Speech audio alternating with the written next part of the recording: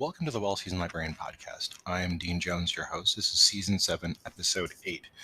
Today I'm very lucky to have on my program Jessica Formicola, who is a writer you've probably seen before. Her articles are in Parade Magazine, The Daily Meal, Better Homes and Gardens, and much more.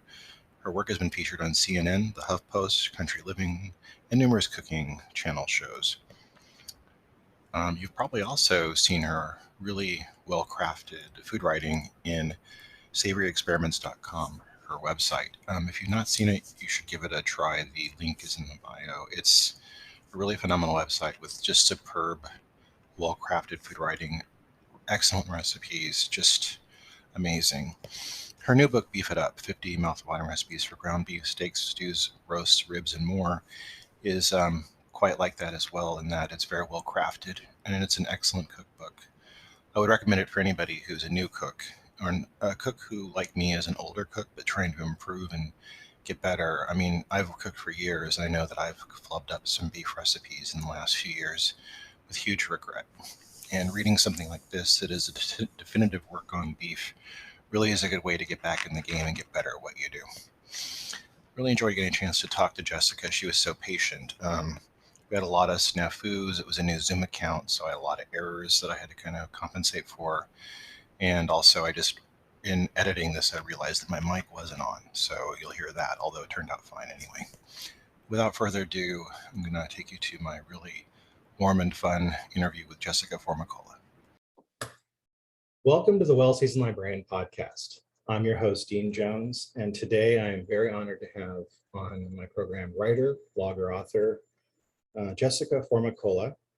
She is the creator of two famous websites, Savory Experiments, a trusted food and lifestyle blog, and Best Dessert Recipes, a dessert recipe site for the laziest of cooks.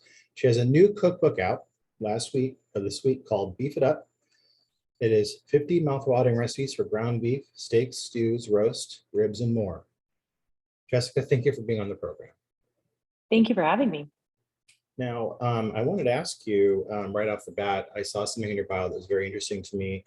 You were originally a psychotherapist, and what prompted you to change your career to go into food writing? I worked as a psychotherapist for about 12 years at a hospital here in Baltimore. I have always loved food, had an appreciation for food. I loved eating food.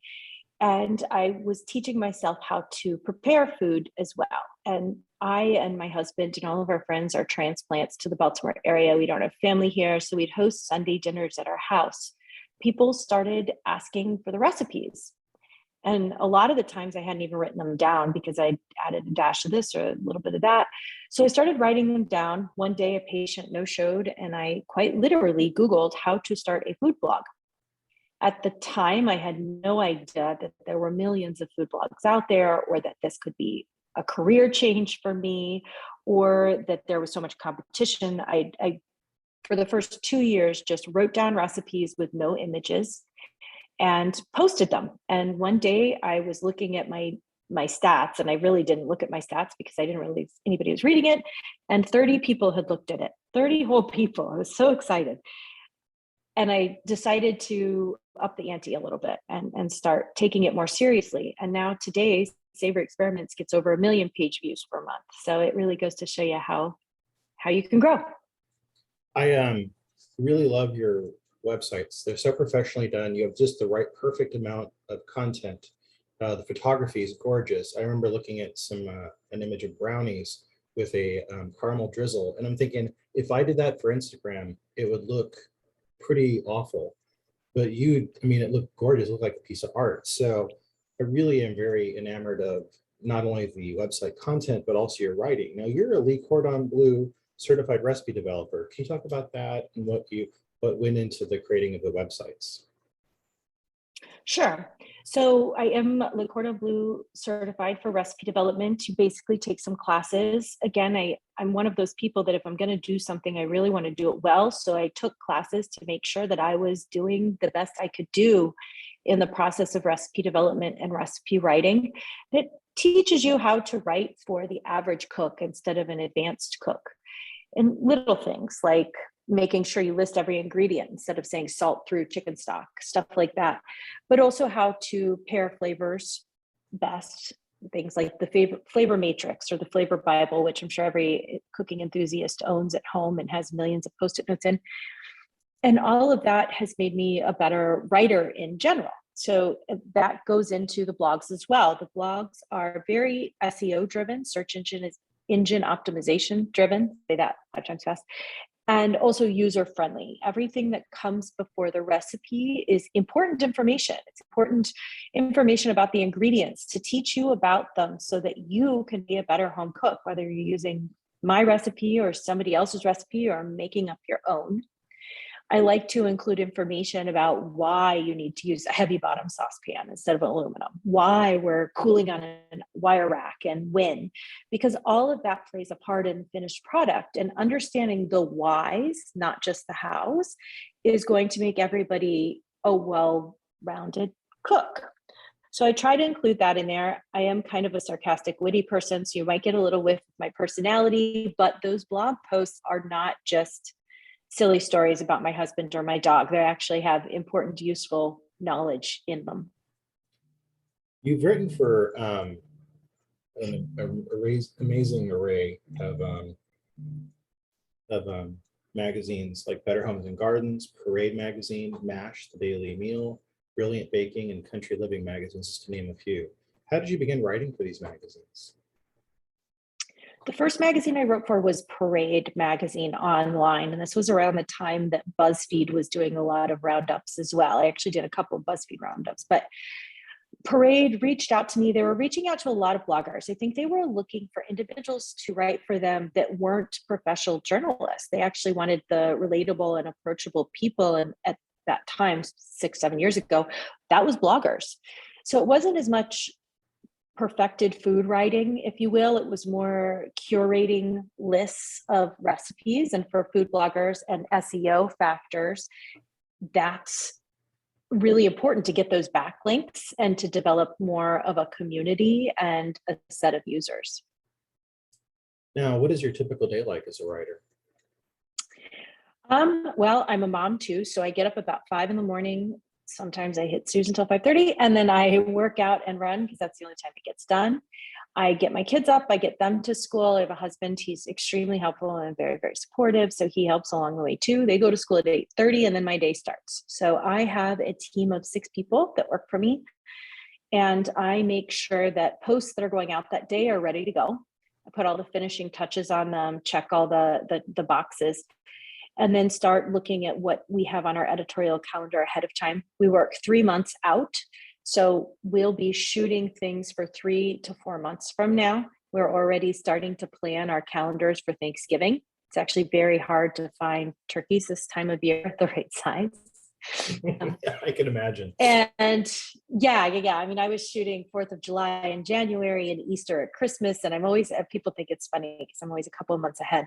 But it goes until 5. So I work our regular full work day. I get my kids, I try to turn off my laptop and my phone. And then after they go to bed, I turn my computer on again while I'm watching Netflix and just try to do some busy work.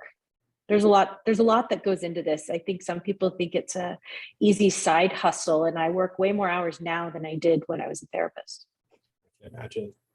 Now, there was something in your bio that I really loved, that I was charmed by.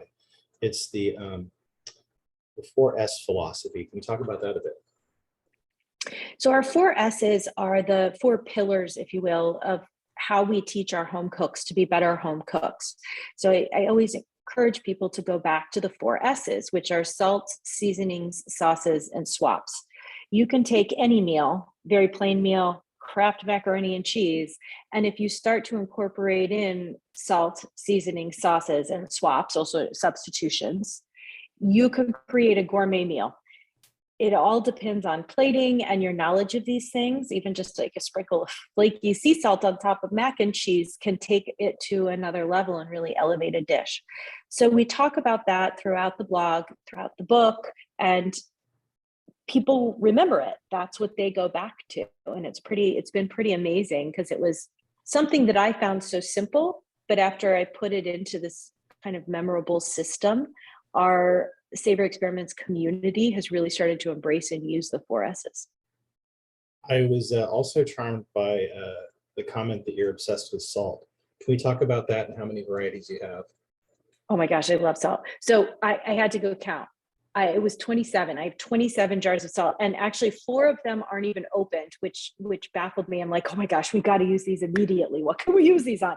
So smoked salts, I always I'm looking at my stove right now. My stove always has a container of flaky sea salt. Right now it's Maldon, although I am carrying Jacobson in my purse because I also don't leave home without salt, just in case, salty emergencies.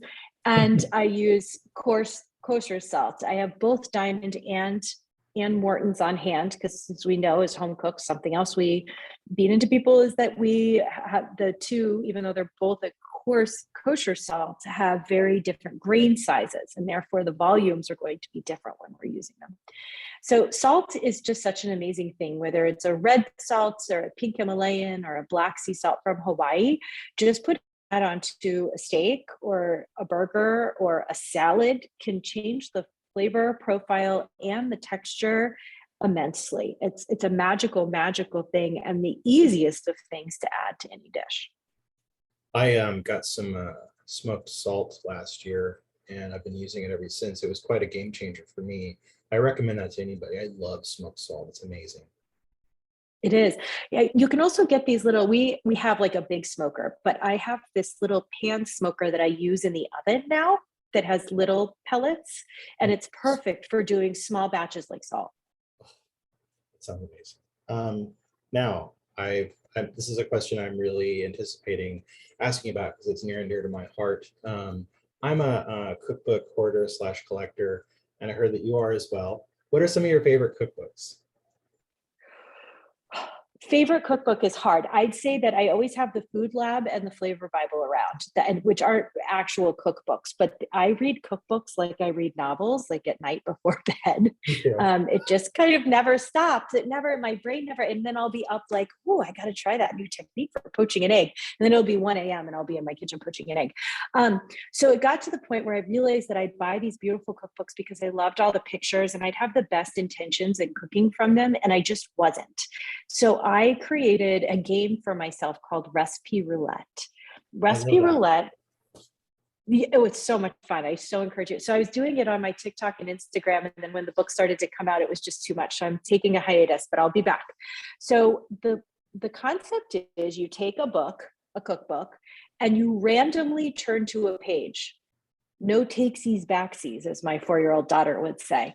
Whatever you turn to is what you are making. So you do it in the morning with the knowledge that you're going to head to the grocery store to get the items to make it. But what it does is it takes you out of your comfort zone.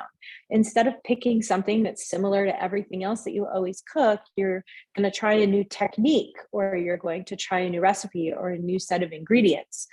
So my last one that I did was Fresh Eggs Daily from Lisa Steele. I don't know if you're familiar with her. Yeah, Lisa and I are on the program twice. Oh, she was. Okay. So yeah, Lisa and I are good friends, my chicken lady friend. So, and she loves my book because I'm not promoting chicken. Her chickens were actually on my Instagram the other day, pleading for people to eat more beef. Yeah. So I did souffles from her, and it was actually a lot of fun. I'd made souffles before, but it's certainly not something that's on my regular rotation. And I did it with my 4-year-old daughter, and it was great fun. I pulled my next books on the list right now are Nachos for Dinner from Dan Whalen. So all of these aren't always like huge culinary whatevers.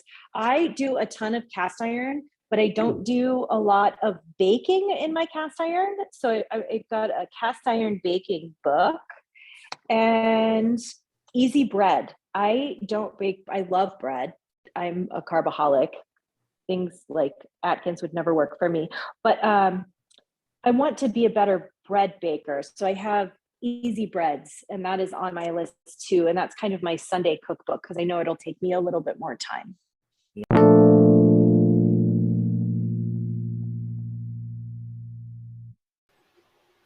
This episode is sponsored by Culinary Historians of Northern California, a Bay Area educational group dedicated to the study of food, drink, and culture in human history.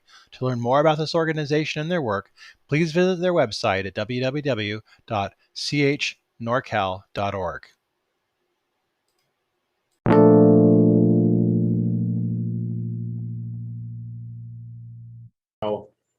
It says in your bio also that you love 80s music, as I do.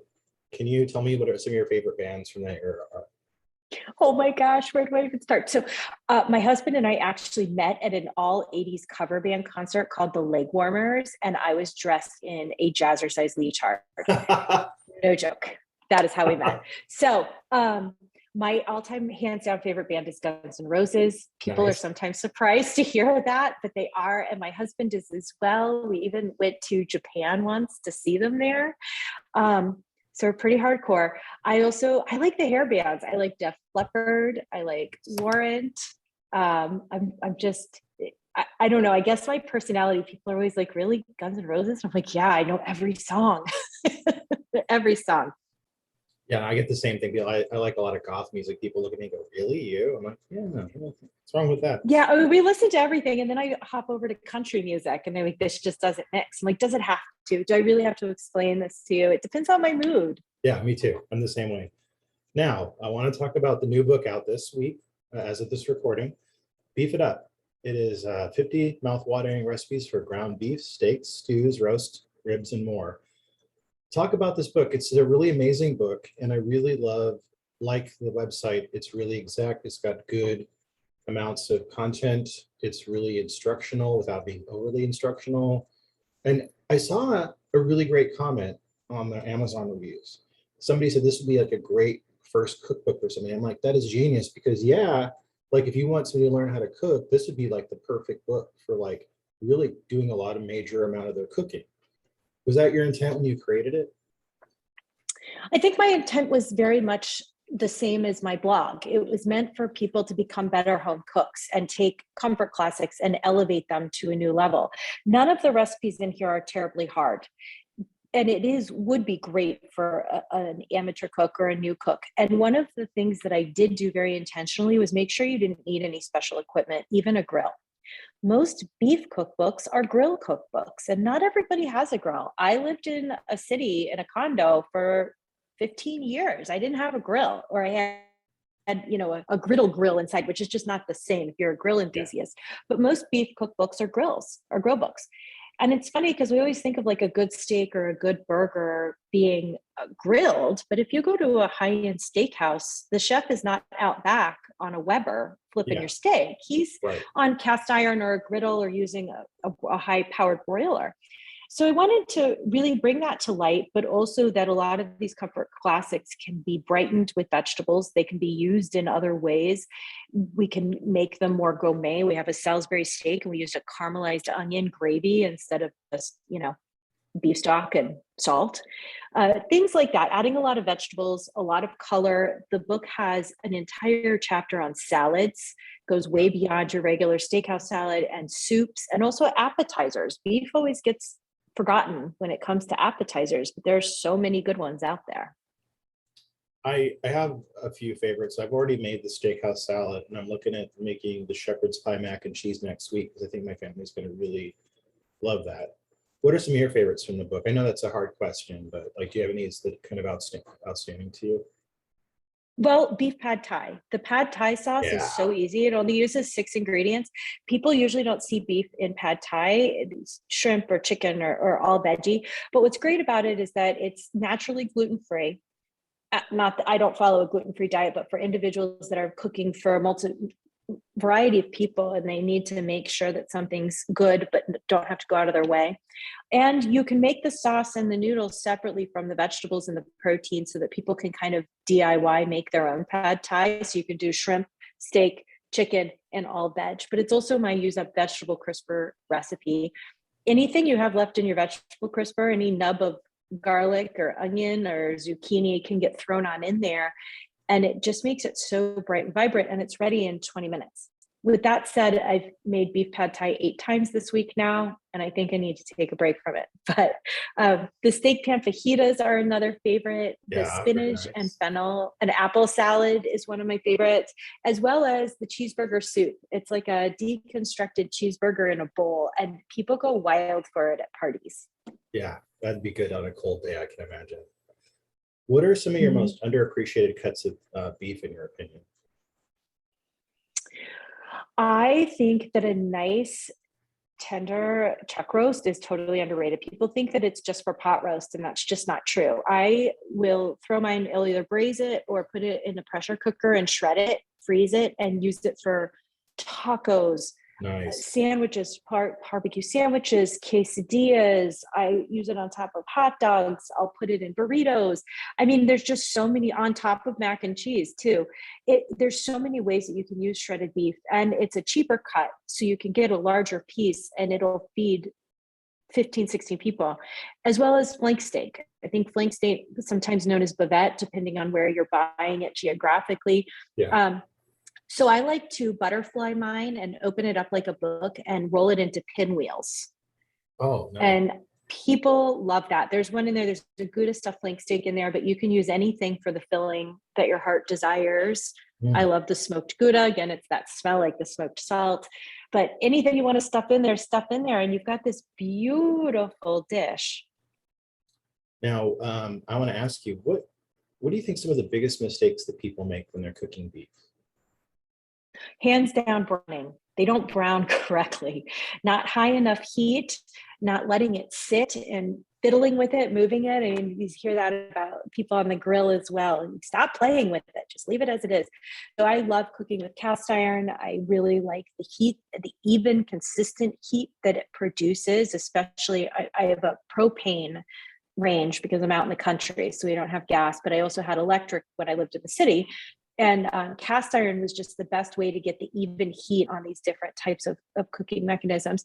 So getting a really steaming hot cast iron, I think people are afraid they're going to burn it, but making sure that you have a well-seasoned cast iron or use a high smoke point oil. And for steaks, hamburgers, and ground beef is so economical these days, especially when the costs of all things in life are going up. Yeah. And ground beef you can still get at a really good price. People's main complaint is that it can be a kind of gray and rubbery, and it doesn't have to be. Yeah. If you brown it correctly, and I have very detailed step-by-step instructions on browning ground beef, it is going to be juicy and flavorful, and you'll use it in everything. Now, I know that your book just came out this week, but what's next for you? Well, you mentioned I have 2 websites. We're actually launching a third, which is mysaucerecipes.com. It comes out on June 16th. Yeah, it's very exciting. We've got, we only have 20 recipes so far, but we'll have 50 by the time it launches in June. And I've already, it sounds crazy, I'm already floating ideas for other books. Good. I'm thinking about doing the 4 S's. I'm thinking about doing, I have a bunch of stuff that I've been kind of thrown against the board with my literary agent. We'll see. That would be brilliant. I'd love to see that. I think it'd be a lot of fun. I hadn't really considered it. And then somebody's like, why don't you just do this? I was like, why don't I? Yeah. Because I don't have enough on my plate already. True. Well, Jessica, I want to thank you for being on the program. You've been a wonderful guest, and I hope to get to have you on again. So please do write more books so we can have you on again. Thank you so much. Call anytime. It was my interview with Jessica Formicola of the book Beef It Up. And also she has the website you should check out, savoryexperiments.com. Coming up this Friday, we also have Neil Buttery, an author from Britain who has a dark history of sugar. It's a really informative book that was a great and interesting conversation. Just a wonderful book. I highly recommend that you get. If you like history and if you like science and food history, it's just got everything. It's jam-packed with so much stuff, and I really highly recommend it. That's Neil Buttery on Friday. We really appreciate our listeners, and if you want to share this podcast on social media or with a friend, we really appreciate it. We also want to thank Asian Man Records for letting us use the song Kitty Cat Fan Club, Talk About Love. If you want to check out Asian Man Records label, they have a lot of great bands on there, and you could check it out, buy some LPs, buy some t-shirts, hoodies, or bumper stickers to kind of help them out. A great label. And we want to thank you for listening to the podcast. Hope you have a great week and keep on cooking. I've been getting